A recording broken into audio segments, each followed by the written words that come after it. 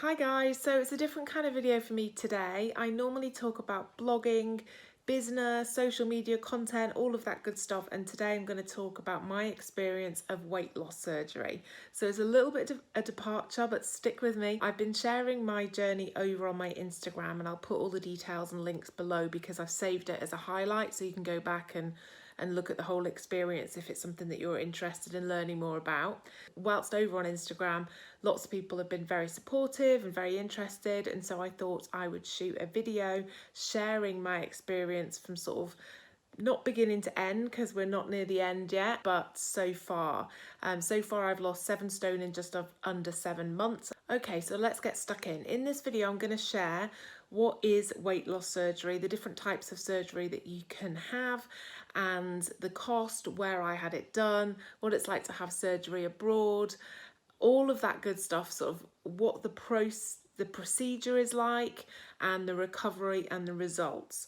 But before we get stuck into all of that, I do want to share that obviously this is not me advocating that everyone should do this, but just share a bit about my background and why I got to the point where it was the only thing that I wanted to do.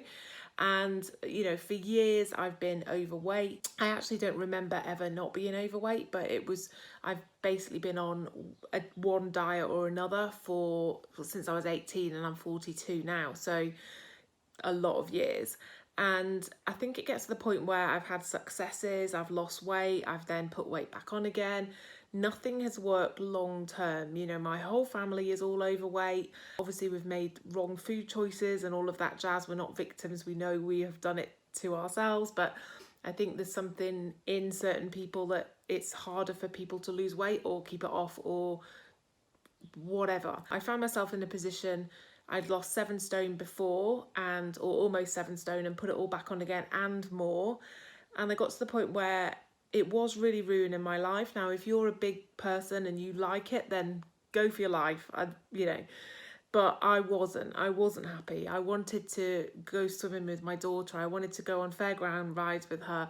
I wanted to get on a plane without feeling sick, that the seatbelt wouldn't fasten. I wanted to do all of these normal things and not be worried about it. And I just got to the point where I was like, the definition of madness is doing the same thing again and again and expecting different results.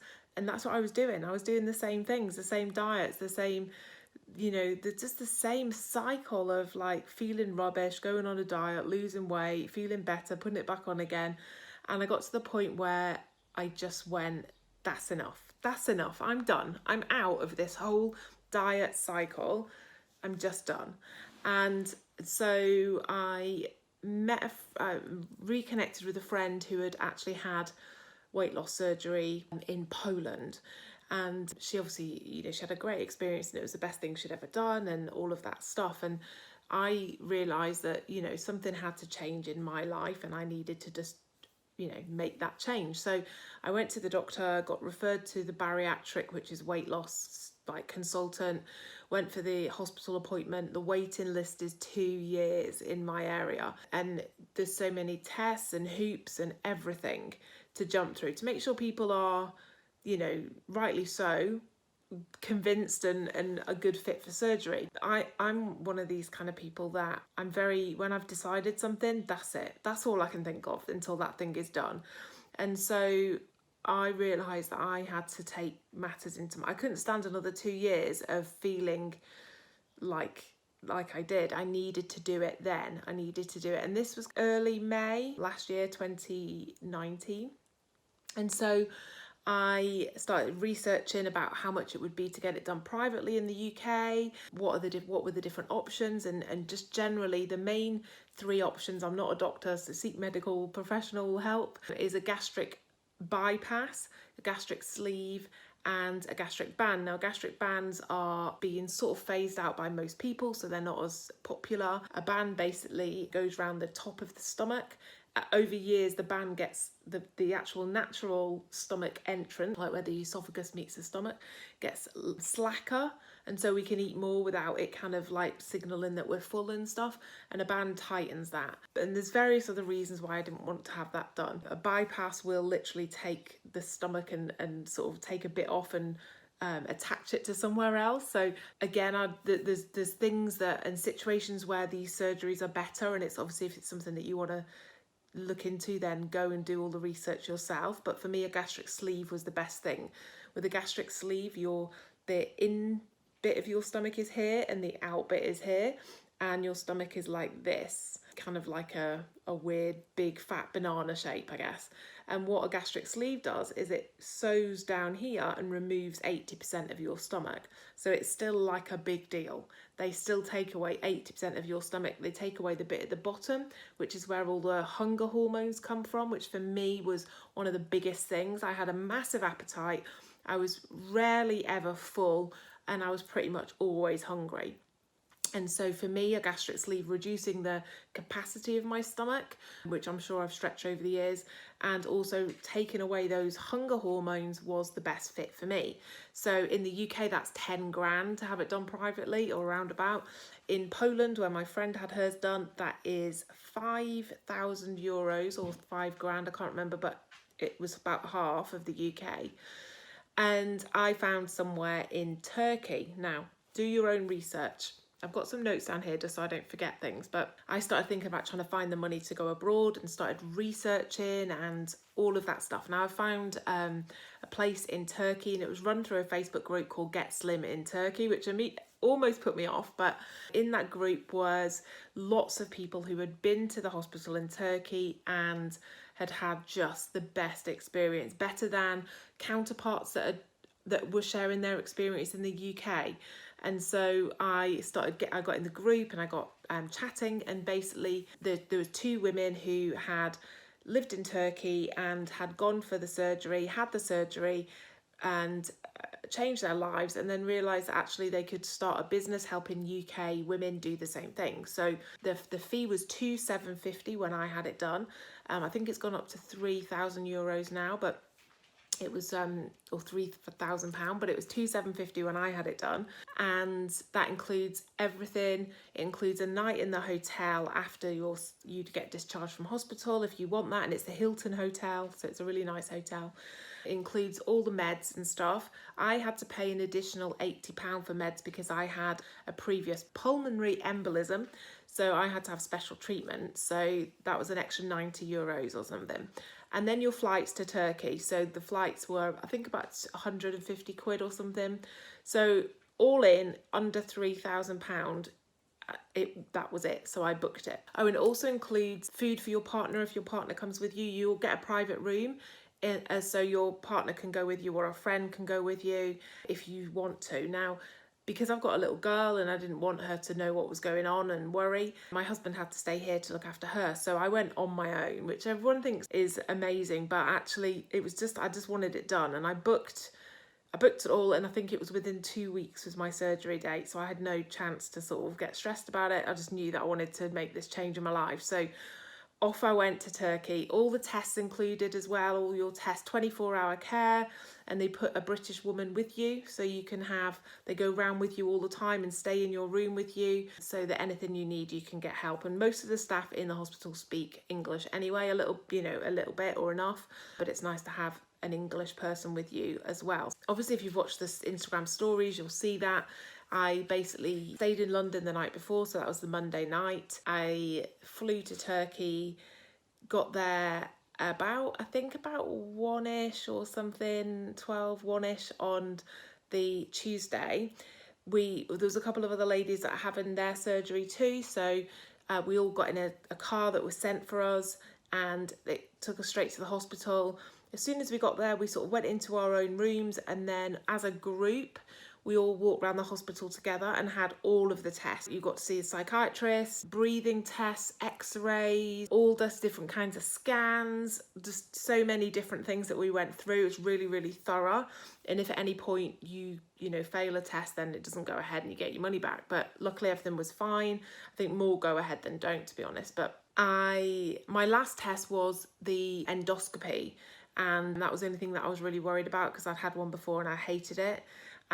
But this time they sedated me, so I got into my gown and everything and my lovely surgical stockings, and I had the sedation for the endoscopy. And so I didn't know any of that. And I remember I sort of woke up and moved over to the operating theatre table, and then was put under again. So I didn't really, from the time I got on the table for the endoscopy to the time I woke up in recovery, I wasn't really aware of anything.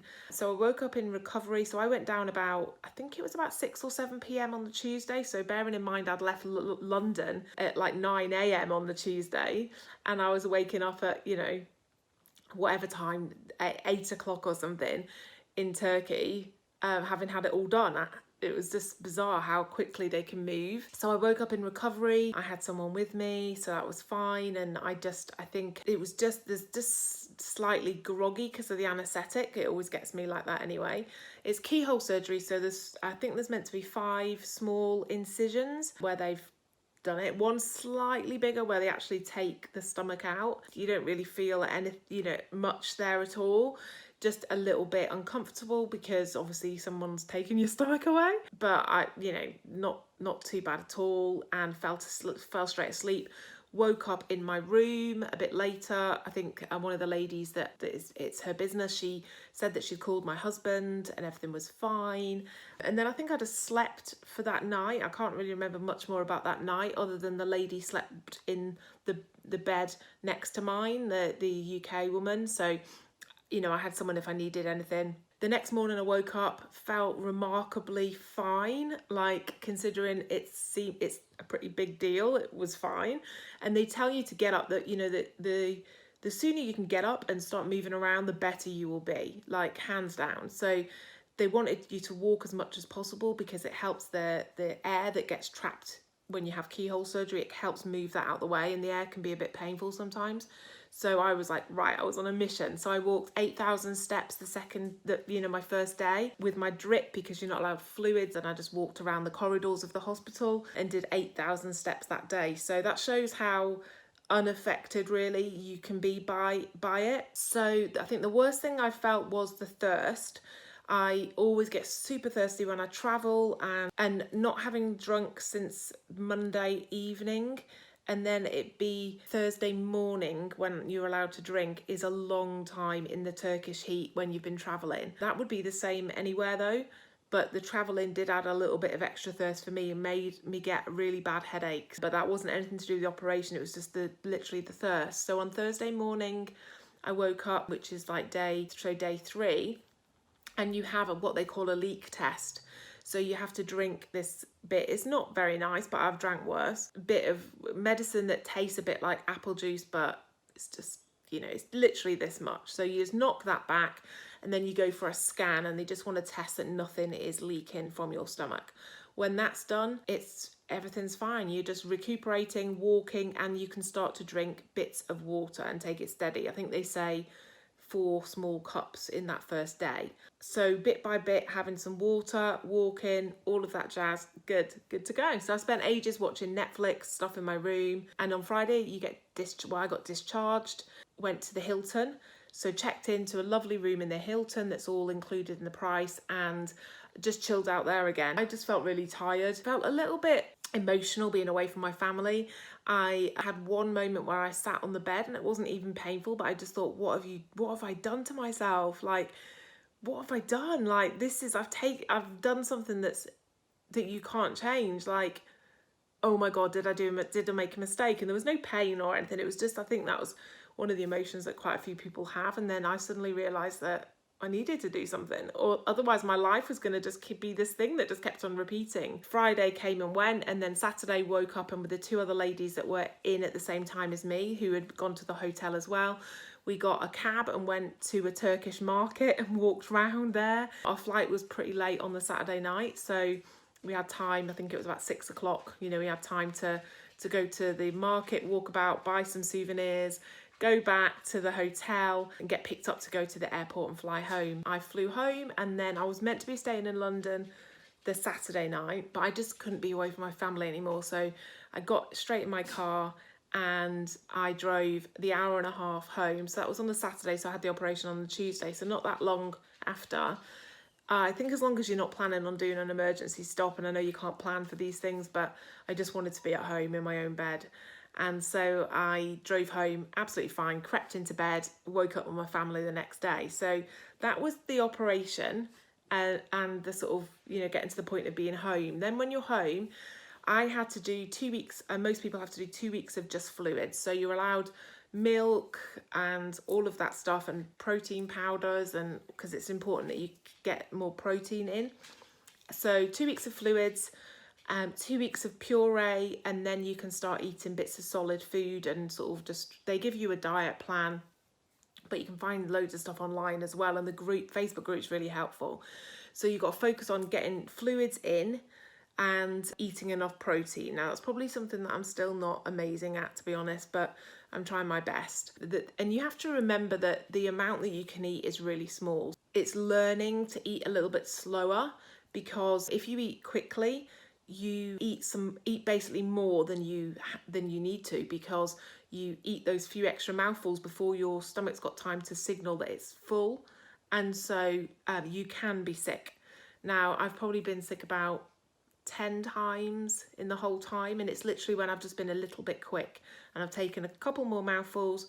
But actually, it's not sick like when you've got a bug and you're sick and you feel awful. I just hate being sick. It's not. It's literally like, that's too much, you're sick, and then you're absolutely fine again. And for me, it's only ever been, I know this is TMI, but it only feels like it's the excess that you've eaten that you're sick. It's not necessarily all of your stomach and you're having that horrible situation that you get when you're actually ill. I think, as long as you take it steady and take a few mouthfuls, my body isn't ever hungry. So if I ate 3 small meals a day plus, snacks if I wanted to, I'd be fine.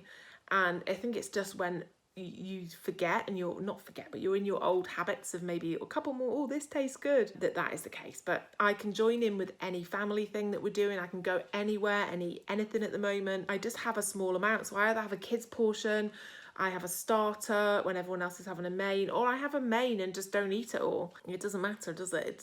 It's wasteful, but you would have eaten it if you hadn't had the operation, so it's not that much of a waste. So yeah, I eat anything I want now and whenever I want. I'm not led by being starving all the time. I'm not on a diet. I'm not focused on losing weight. I'm not like stressing out over it or anything like that.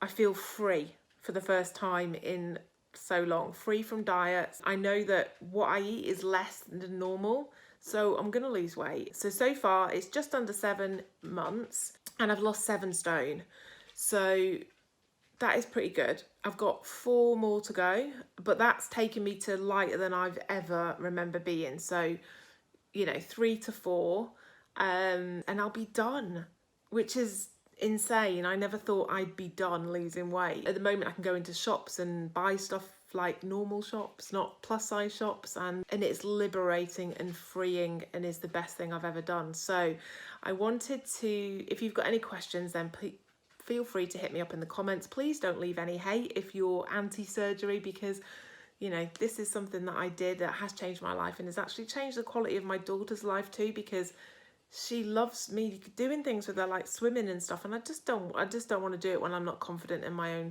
body and how I look. So my health has got better, all that jazz. So hopefully this has helped you, even if it's just that you're a bit curious and it's helped you sort of quench that curiosity. If you've got any questions or you need any other information, please let me know. Anything that I've mentioned I'll link to in the comments below.